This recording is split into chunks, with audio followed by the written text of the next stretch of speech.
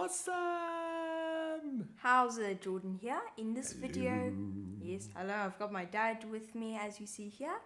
I have to be here for how many more months till you turn 18? Yeah. And you're legal. Yes, then I'm actually allowed to be on the platform and you can bugger off. Yeah, I can go away, yeah. No. So, Okay, so you have developed, we've been away in Europe for about a month. We've come back and hopefully your intelligence has evolved at all. yeah, it has. I've managed to make a basic game engine. So you did that in Germany or in Europe? No, you came back here and you were thinking about that. I wish I could bring a computer to Germany, but I would have if I could, but yeah. Anyway, so you were dying to get back into your little hobbit hole here in South Africa. Yep. Can you hear the rain outside? We are experiencing serious weather. There's like a tornado outside. At this particular time, 12th of July, South Africa, certainly the Western province, is experiencing crazy weather phenomenon. Yeah. But anyway, apart from that, we got back. You haven't uploaded anything for about a month. And you've been working on your own Swift game engine. Yeah, right? Working and learning as well. So I've made my own game engine using MetalKit. It's really cool. It's all built in Mac OS. It's just awesome and really nice. I'm using Swift as a coding language. But yeah, I quite enjoy making it. And I thought, just as a proof of concept, I said to you like 2 days ago, why don't you just set up the smallest proof of concept game on your new game engine? And what did you come up with? You were playing against your mother the other day using an old chessboard. So it is, I don't know the exact name, but it's chicken and fox, I think. Okay, yeah. If we press play on the game engine, as you see, we have a chessboard. We have 4 geese, not chickens, I got that wrong. And we have a fox. So later on, my mom will draw some nice sprites for these as replacement of these chess pieces I stole. Great. Yeah, if we click on the fox, we can move him. Currently, you have to control both the fox and the geese, but the chickens. Yes, the chickens or the geese, whichever one. But in future, I'll add an AI to the fox, some sort of A-star navigation algorithm.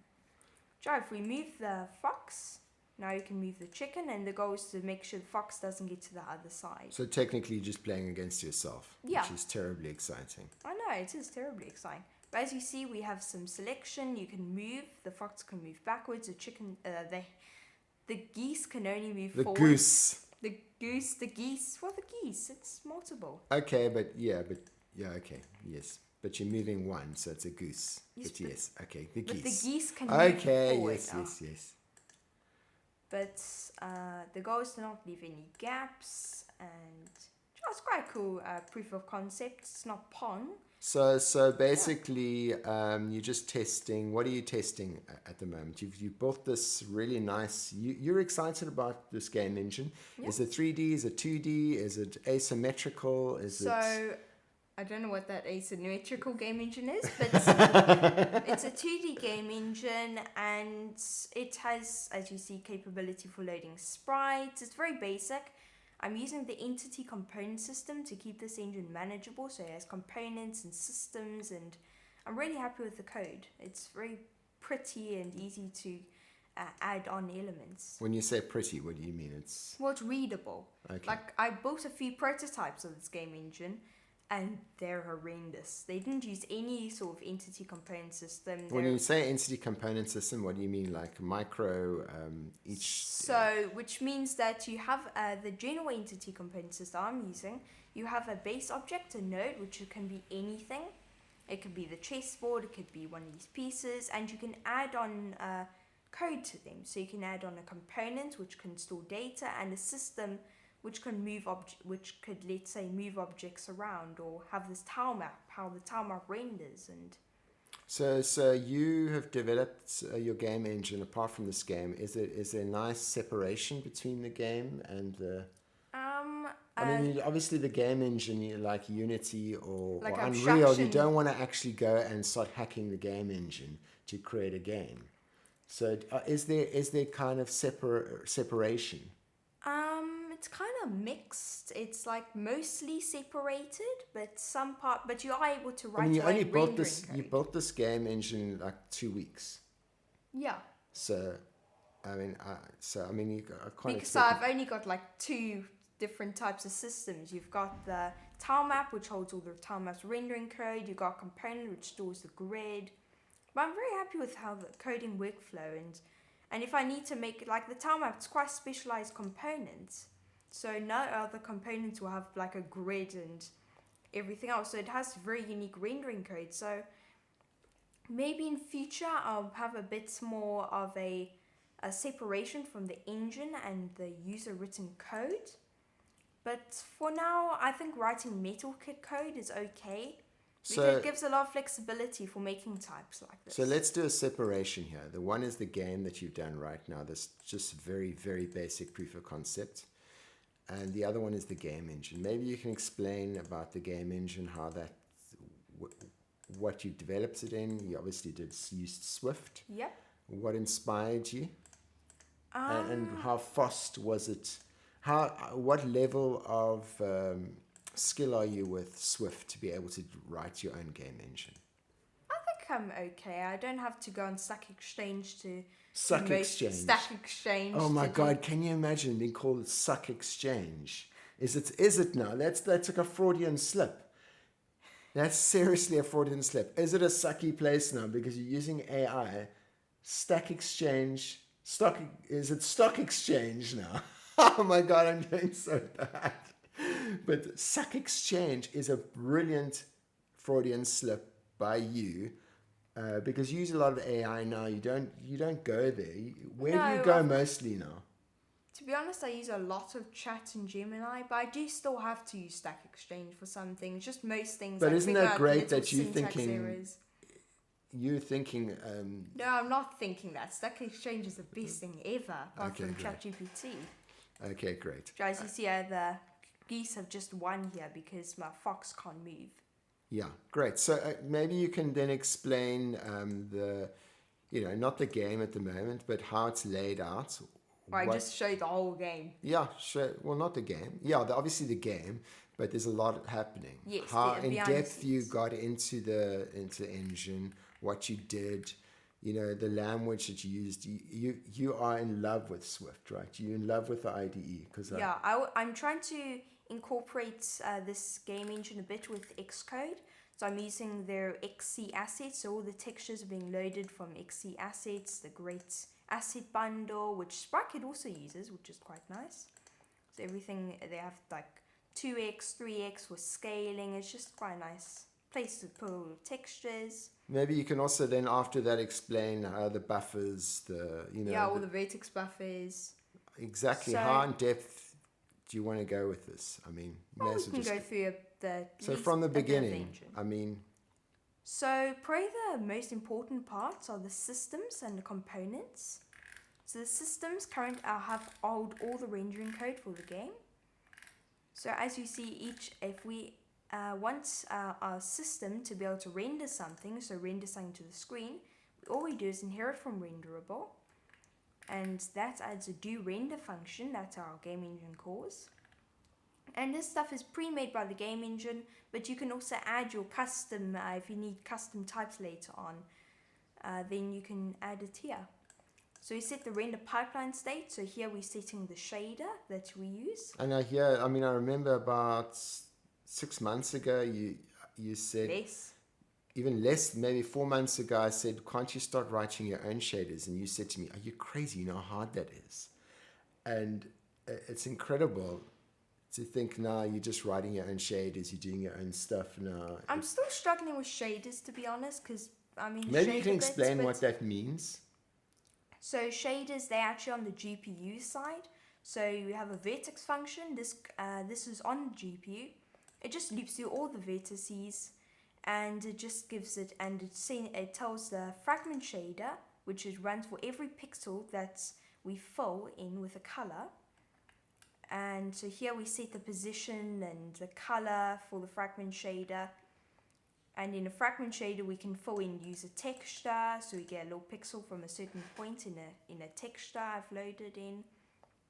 We can return a color if we don't use a texture, or we can even multiply the color by the texture. So you can, like in Unity, if you use Unity, you'll know if you use a sprite renderer, you add an image to the sprite renderer, and then you can kind of, if you make the sprite renderer's color red, then the image will kind of fade red as well, or be red. So you can do the same thing in this fragment shader. I've added nice logic here. So you're very happy with the way you've set this up? Yeah, the entity component system choice was the best choice I've made of the whole project, game engines. I mean, yeah, it's just so nice. And also, what I've also learned is don't worry about rendering code for the first bit. Just set up the base engine, because that has helped a lot. Because before, the first thing I would do with making a game engine, trying to make game engine, and you did that in Unity initially, hey? No. So what I'm saying is the first thing I'd usually do in starting with the game engine MetalKit, or any OpenGL, I don't know, whatever I would use, is I would make a hello triangle. But that's bad advice, it seems, because it's nice to get a base project, set up the system and the entity components and all sorts of other stuff first, because then you got building base to put all your rendering code on top of. So what you're trying to say is that you're quite happy with this kind of skeleton at the moment. Yeah, I'm very happy with it. It's very bare bones, but it can be expanded hugely. And if I'm making another game engine, whether it's 3D or 2D or... Which is this? Or kind of mix of both, like Unity, where you can choose both. Then I'd probably use the same structure, because I really like it. Anyway, go through with... So here we have a class. There's one of the most important classes in the game, probably, or the game engine. It's called Entity Manager. So it stores all our entities. It has the code for creating entity, add component, get components. And our main script, which is the script that the user would write. It's quite messy still, so I'm going to improve it. Or beautiful 289 lines of it. So you make that... That's not very much. Goose run around, but... Yeah, okay, cool. Oh, well. So explain... It's quite messy though, but as you see in the init, it's a bit messy because you have to add components like everything. You have to add the transform component, the material component, and I think Unity would be quite messy as well. If you didn't have a GUI, you can just add all the components to. So what you're trying to... If I had a GUI, then everything would be a lot cleaner, probably. Yeah, so you're saying Unity's a mess behind the scenes. Is that what you're insinuating? Maybe. I mean, maybe a bit less, because you do have to write a lot of code, though, to do all this, just to get the setup. But it all makes sense. So. Okay, well, let's see what the engine is. Explain to us all about the buffers and writing to the GPU. Sure. And so all that. If we go to systems, so if we go to probably the simplest components, I just added this like yesterday or day before yesterday. It's the sprite shape system. So it's a square basically that can draw any image, and I'm using that on the chessboards and just any objects that can freely move around. So you can come with an update component if you need it. This could be used for anything though, AI navigation, whatever. So as you see here, we have a variable. It's a vertex buffer. So we have a bunch of vertices, an array of vertices somewhere, and we must, to give it to the GPU, we could just send it directly to the GPU as bytes.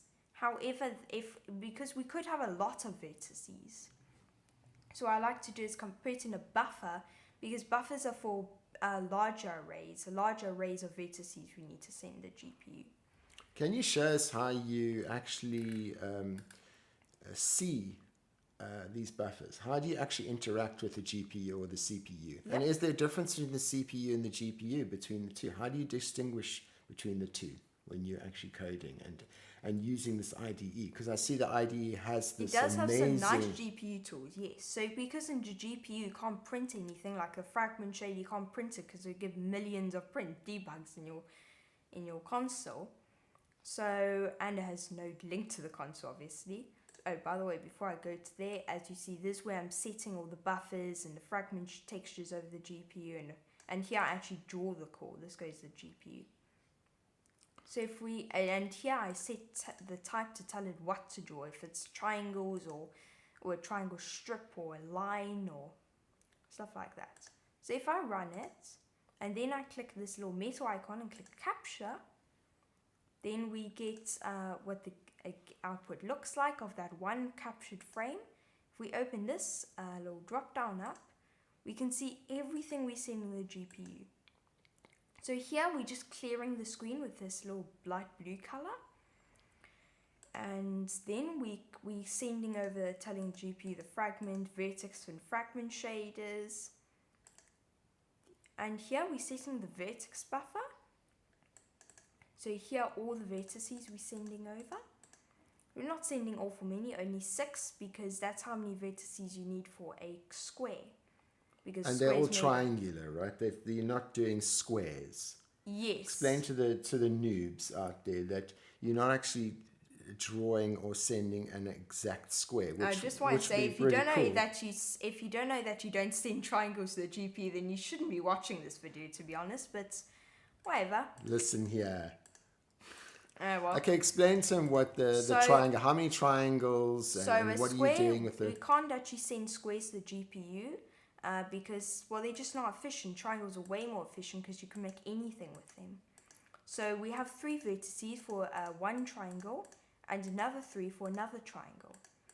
So we have 2 triangles that we just stick together, and we call that a square. So a nice way of showing it. So after we sent everything, this is where it draws. We can actually see this amazing 3D view, which I've never seen, which is very cool. But as you can see, it's made up of 2 triangles, this grid. It's made up of one triangle, which uses 3 vertices, and another triangle that uses 3 vertices. And another quite cool thing is feature. Yes, sorry. I'm trying to get rid of a thing. Yes, okay. If we open vertex bytes, there's another piece of information we're sending to the GPU. Which do you not know about that? It's called a model matrix. So this applies transformation. So it could be scaling, rotation, position, anything. Okay. Any kind of transform we can apply.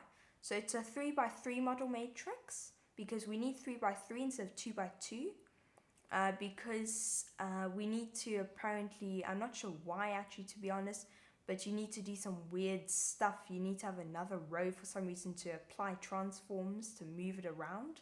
I mean, you're only 2 weeks old. I'm not sure how long have you been doing the metal for? A few weeks. A few weeks, yeah. Quite a few weeks. I mean, yeah, I'm not sure. I think but this IDE is pretty outstanding. Yeah? It is amazing. Way better than the rich text editor like Visual Studio Code. Yeah, gosh. Anyway, so what else can you show us? It sends the texture. As you see, we have the vertex function.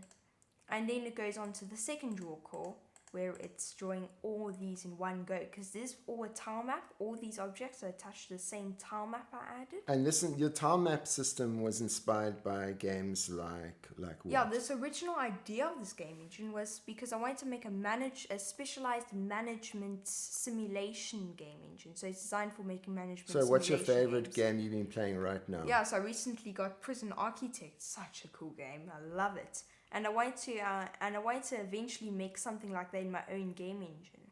This is why I've been making a tilemap, because the whole Prison Architect is built on tilemaps. You hope. No, I know it is. Okay. Sure, it's quite cool. We've got a little. It can read from a texture atlas. As you see, we have a nice little texture atlas I drew. Whoops! I drew this yellow thing. Actually, I took these from Great HIO. I'll probably give that link in the description. Really cool chess pack though. Yeah, and I see tiny little pixels. Wow. Yep, each little pixel. It's a pixel art thing, so obviously, but the textures are very enlarged. Yeah, I'm quite happy with it. And then we end encoding and we can't draw anymore. And then we present it to the screen. So show us, just just can you work through what exactly happens with how it renders to the screen from the very beginning? How would you explain that?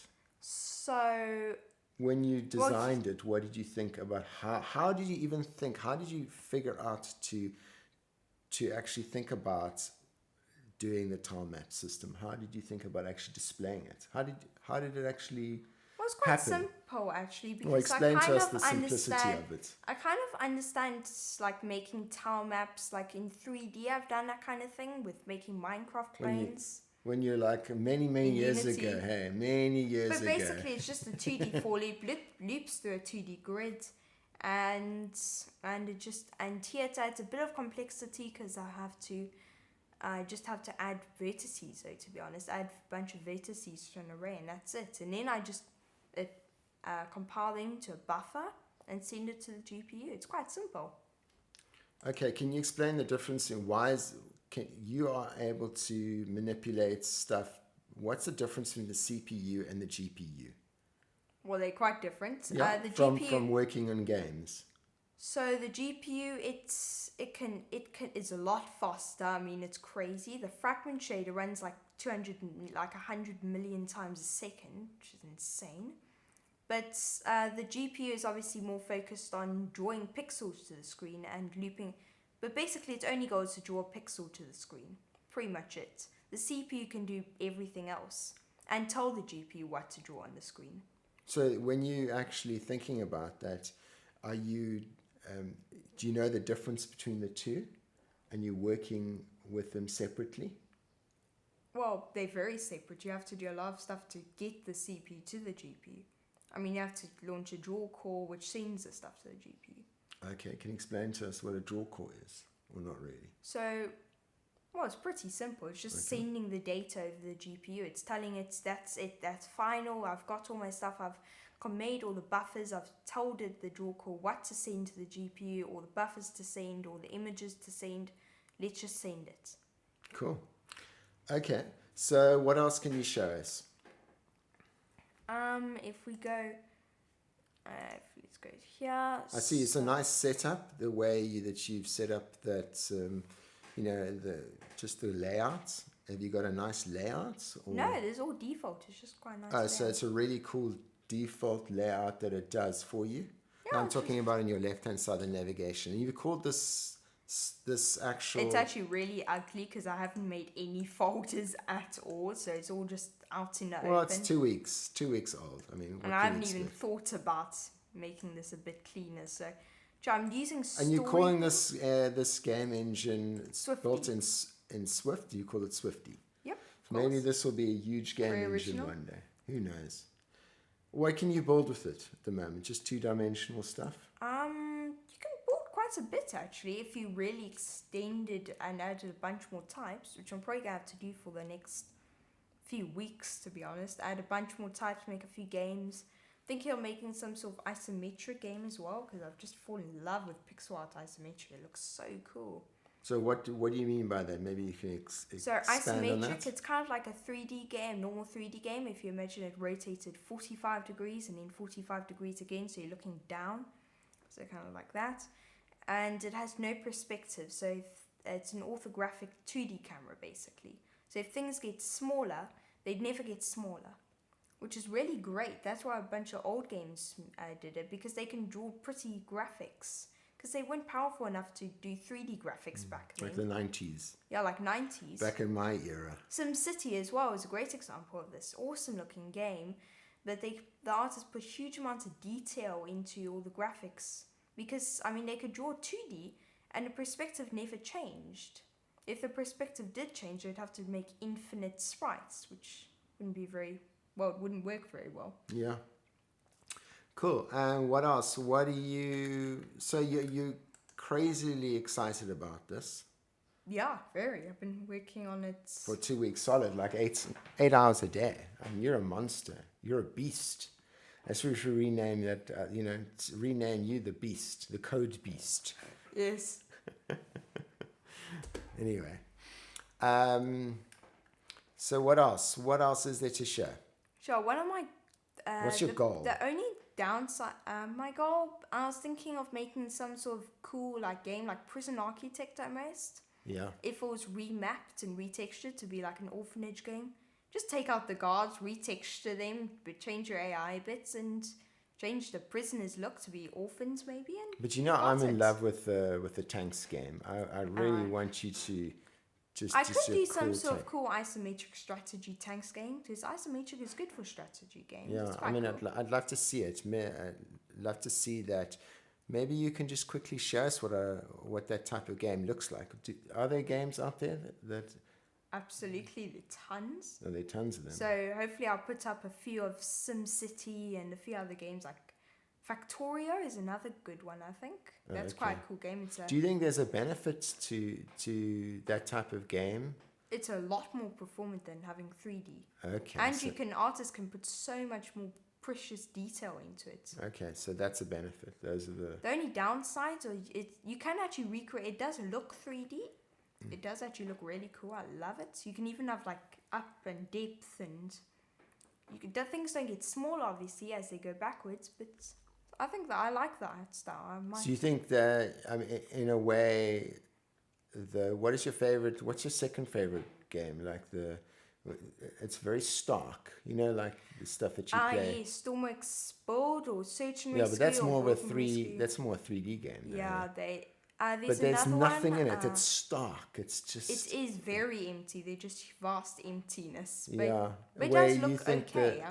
It does look quite good. I like the low poly landscapes. Yeah, that's awesome. They are really good. But then again, you're saying it's obviously more expensive.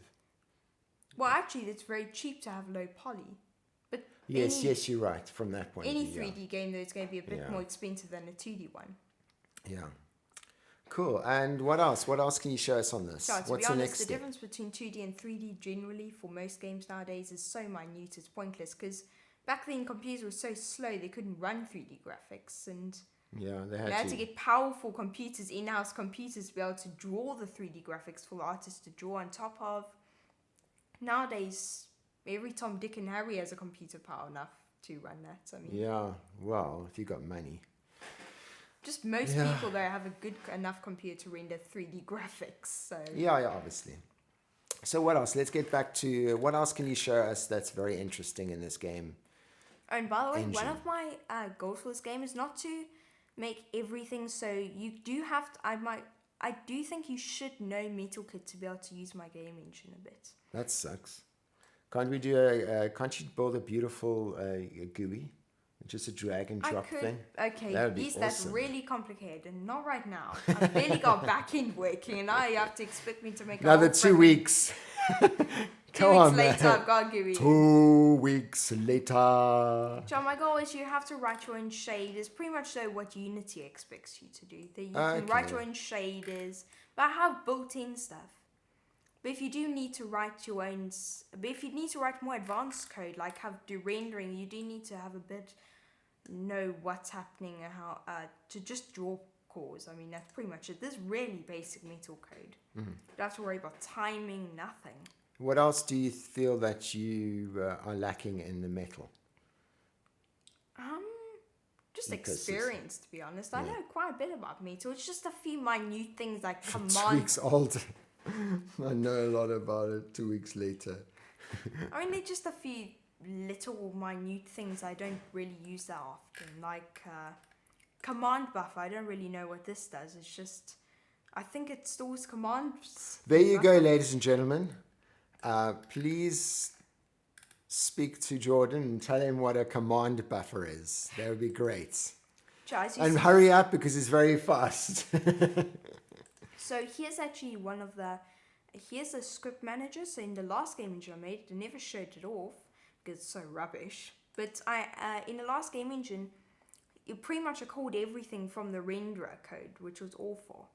So now the draw core, the main draw core, sends that to the script manager, which calls everything, all the components and systems. So here in the script manager, so it has an init and it has an update loop and the draw loop and the draw loop. I have a very specific timing because it's just quite complicated, the timing. But what's nice is I only have to do this once.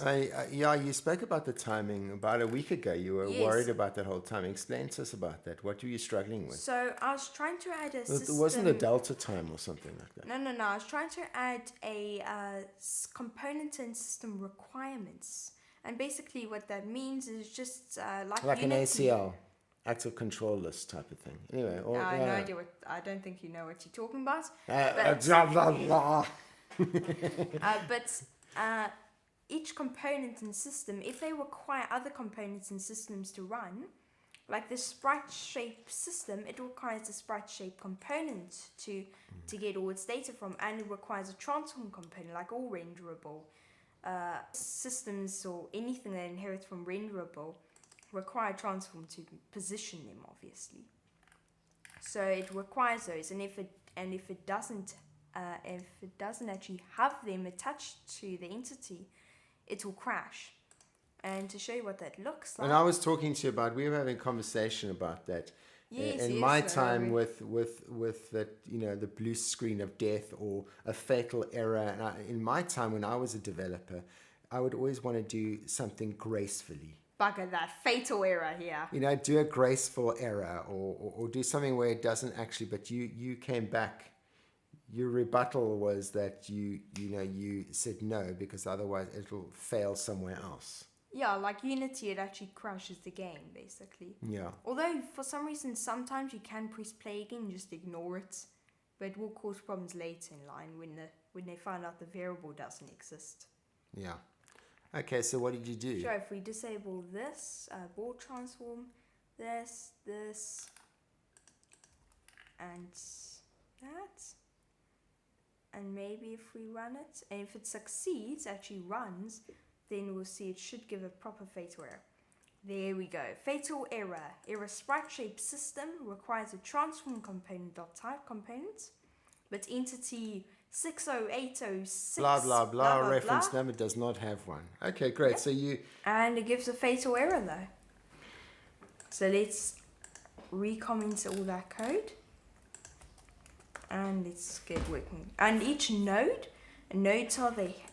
entities are the header class. They kind of own everything. They each have an ID to keep them unique, and so I can reference them in entity manager, and so we can cancel them at any time, destroy them, whatnot. Yeah, so basically you've this game engine at the moment can only do can only render what type of games? I can render anything, to be honest, any 2D object, any 2D games easily. But you just customize it. You just customize the components. So for now, I literally only have 2 components. So, but for now, you could still make games, I believe. I mean, I think the framework and structure is strong enough to be able to expand. You'll be able to make your own systems and components.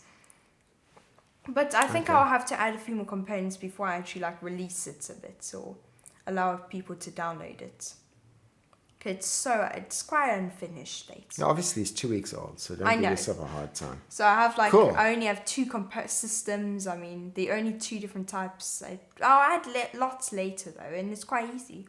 Yeah, and you can come up with your own jargon, because I see a lot of games, they will call something a particular thing. So you could actually coin something specific to your game, which is really funny. I mean, I'm just saying, a Swifty crumb or a Swifty biscuit or, I don't know, something ridiculous like that. Anyway, whatever. You're too stuck in web, aren't you? Too used to cookies and yeah. Thanks. Yes. Try and pulling web into my project. Yeah. Okay. Cool. Okay, so that's that then. Yeah. Are you anything else you want to share? The next phase. The next feature I'll add is UI. Because so then I'll be able to add a game over screen and text saying dun dun dun. Maybe audio as well. Audio, cool. Yeah, that's pretty cool. So I can have scrap that proof of concept game because it's working. Well, I can add some audio and stuff like that. And maybe some AI, which is quite hectic though. Well, it's just a modified A-style algorithm. I'll learn that eventually. Okay. Okay. 2 And then months later, I'm still working on the 2 years AI later. star algorithm. Oh well, but yeah, I'm quite happy with the game engine. It's expandable, it's dynamic, it's clean code, not too many hacks. Yeah. Lots of fatal errors and no checking for bugs. Yeah. Well, no error checking, nothing. It's just and no guard statements ever. Yeah. So I'm very happy with it. Anyway, that's great. So you're going to put this online for people to have a look at in about a month's time? Maybe. Okay, Maybe cool. when the next video comes out, if I go to happy states I'm happy with. No promises though. It probably won't be out. Okay, cool. Okay. Awesome. Oh well. Bye. See you in the next video.